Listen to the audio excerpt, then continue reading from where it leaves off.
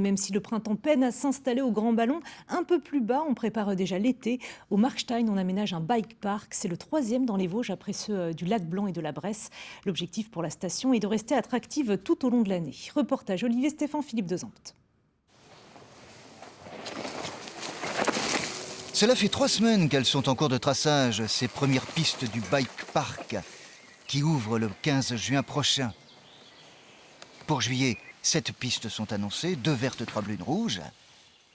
Ce n'est pas de la pure descente, avec saut, comme à la Bresse et au Lac Blanc. C'est très agréable, ça change des d'autres bike parks qui sont plus typés freeride avec beaucoup de sauts, etc. Le but c'est un petit peu aussi de pédaler, à l'inverse du Lac Blanc où c'est vraiment de la pure descente, là on sera quand même amené à pédaler sur certaines pistes. 2 roues de vélo et une 3e, très importante, celle du tire-fesse, qui permet de remonter.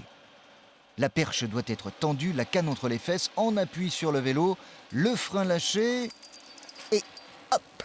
Il faut savoir tenir debout sur les pédales. Après, une fois que vous savez le faire, vous voyez, c'est relativement simple et ça se passe plutôt bien. Ouais.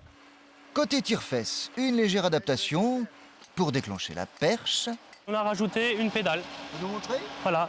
Donc dès que le VTTiste est prêt, on appuie et c'est parti.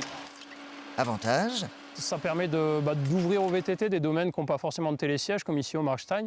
Et l'autre gros avantage, c'est que ça permet aussi d'avoir une structure plus petite. Un télésiège est un téléski est beaucoup moins coûteux qu'un télésiège. Et puis ça nécessite moins de personnel, donc ça nous permet d'ouvrir plus facilement la station et de démarrer plus facilement l'activité. positionnement non pas sportif mais familial, avec des petits prix.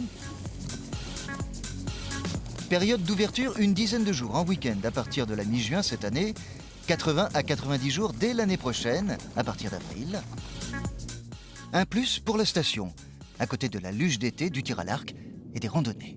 Le but, ça serait d'atteindre les 7000 usagers et à partir de la 3e année, de viser 10 000 personnes sur la saison. Ouais. Ce créneau de reconversion aurait le vent en poupe avec le développement des vélos électriques.